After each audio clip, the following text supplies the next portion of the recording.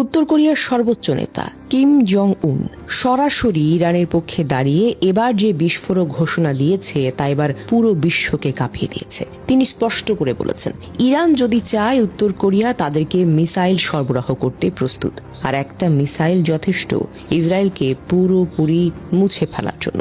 এই হুমকি এসেছে ঠিক যখন আমেরিকা ইসরায়েলের অপারেশন এপিক ফারি তেহরানের উপর হামলা জোরদার করছে। কিমের এই কথা শুধু রাজনৈতিক বক্তব্য নয়, এটা একটা পারমাণবিক সশস্ত্র রাষ্ট্রের সরাসরি যুদ্ধের ঘোষণা। কিম জং উন বলেন, উত্তর কোরিয়ার ব্যালিস্টিক এবং নিউক্লিয়ার অস্ত্রের এমন শক্তি আছে যে একটা মিসাইলই যথেষ্ট ইসরায়েলকে পৃথিবীর মানচিত্র থেকে মুছে ফেলতে। এটা কোনো ফাঁকা হুমকি নয়। উত্তর কোরিয়া ইরানের সাথে দীর্ঘদিনের কৌশলগত অ্যালায়েন্সে আবদ্ধ। 1980-র দশকে ইরান ইরাক যুদ্ধে উত্তর কোরিয়া ইরানকে স্কাউট মিসাইল সাপ্লাই করেছে, আর এখন তাদের অ্যাডভান্স টেকনোলজি ইরানের সঙ্গে শেয়ার করছে। চীন ইরানকে হাইপারসনিক মিসাইল দিয়ে সাপোর্ট করছে। রাশিয়া নিউক্লিয়ার সাবার জার্টলিং করছে। এবার উত্তর কোরিয়া ইরানের পাশে দাঁড়িয়েছে। উত্তর কোরিয়া মিসাইল প্রোগ্রাম বিশ্বের সবচাইতে অ্যাডভান্স এবং ধ্বংসাত্মক। তাদের কাছে এমন কোনো মিসাইল আছে যা মুহূর্তে ইসরায়েলকে ধ্বংস করতে পারে। হওয়াসং-7 ICBM এটি উত্তর কোরিয়ার সবচাইতে বড় মিসাইল, যার রেঞ্জ 15,000 কিলোমিটার প্লাস। ইসরায়েলকে সহজেই টার্গেট করতে পারে। নিউক্লিয়ার ওয়ারহেড ক্যারি করতে সক্ষম। একটা হিটেই ইসরায়েলের বড় শহরগুলো ধ্বংস হয়ে যাবে। KN-23 and KN-24 short range ballistic missile, যা ইরানের কাছে সাপ্লাই করা যায়। এগুলো হাইপারসনিক স্পিডে চলে। ইসরায়েলের আয়রন ডোম প্রতিরক্ষা ভেদ করে ঢুকতে পারে।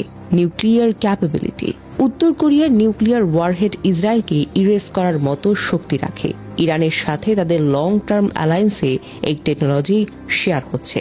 কিমের এই হুমকির মানে কি? ইরান যদি বলে মিসাইল দাও, উত্তর কোরিয়া সরাসরি সরবরাহ করবে।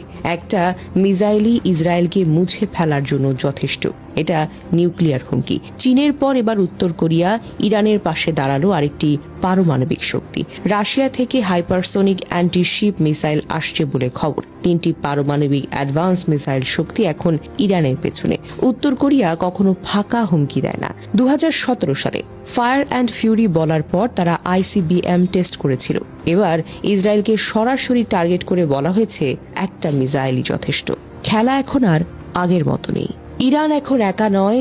চীন এসেছে, উত্তর কোরিয়া এসেছে, রাশিয়া থেকে অস্ত্র এসেছে, আর আমেরিকা ইসরায়েল এখন বুঝতে পারছে এই যুদ্ধ আর সহজ হবে না। কিম জং উনের একটা কথা, একটা মিসাইলই যথেষ্ট।